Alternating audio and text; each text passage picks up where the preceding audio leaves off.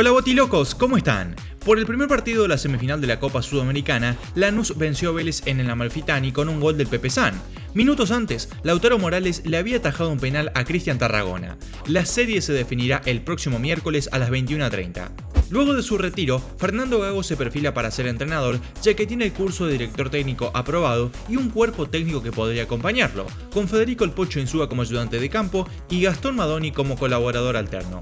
Santos acusó mediante sus redes sociales un ataque al micro que transportaba a los jugadores después del partido frente a Boca en La Bombonera.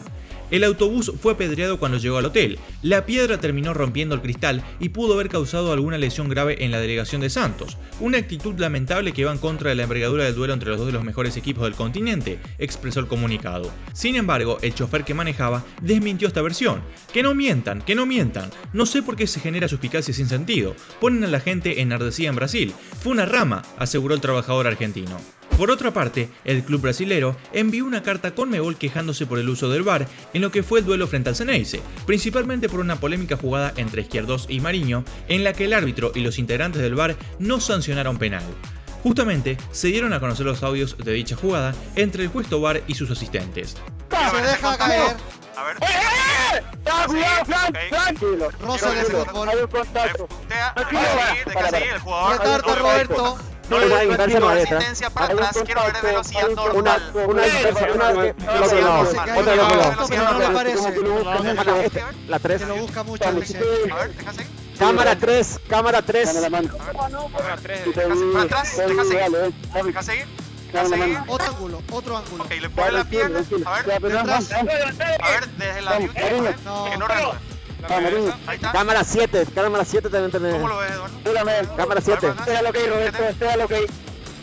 Ese ese quiero ver velocidad normal, quiero ver velocidad velocidad normal. Espérame, Roberto. Retoma, Roberto. Quiero ver velocidad normal. Retarda. No, roce de fútbol. Mínimo para ti. Mínimo. Roce de fútbol. Seguimos. Roberto, continúa, seguimos. Debido a la falta de minutos en el equipo, Mauro Zárate se iría de Boca según Teis Sports. En lo que va de la Copa Libertadores, el delantero jugó 2 partidos, mientras que en el torneo local hizo lo propio 6 veces como titular e ingresó desde el banco de suplentes en un encuentro. El futbolista cumpliría su contrato en el club, que vence en junio, y luego analizaría ofertas del exterior. Lucas Pusineri ya no es más entrenador de Independiente. Fernando Verón, desde la reserva, dirigirá este fin de semana el último partido de la Copa Diego Maradona frente a River. Pero en cuanto a los sustitutos probables, pican en punta Daniel Garnero, Hernán Crespo y el Huevo Rondina. Y como posibles reemplazantes de Jorge Burruchaga suenan Nicolás Burdizo, Bruno Marioni, el Rolfi Montenegro y Nicolás Frutos. Fabricio Angileri recibió el alta médica casi en tiempo récord después de haber sufrido un desgarro en su isquiotibial izquierdo y Marcelo Gallardo podrá contar con él para enfrentar al rojo. Y contra Palmeiras, ¿tiene que jugar él o Casco? Deja tu opinión debajo. El muñeco convocó a todos los habituales titulares para el duelo del próximo sábado. Pese a que todo indicaba que Mariano Andújar se iba de Estudiantes para llegar a Olimpia, finalmente el arquero se quedaría en el pincha. Le ofrecieron a Andújar pagarle lo que le debían para que siga en La Plata, declaró el presidente Juan Sebastián Verón.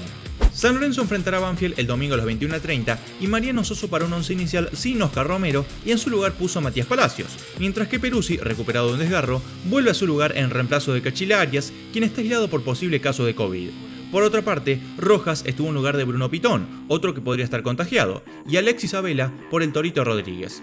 A poco menos de 2 horas para el comienzo del partido, Conmebol oficializó la suspensión del duelo entre Coquimbo y Defensa y Justicia por la ida de las semifinales de la Copa Sudamericana 2020, y de inmediato fue reprogramado para jugarse el martes 12 en Paraguay.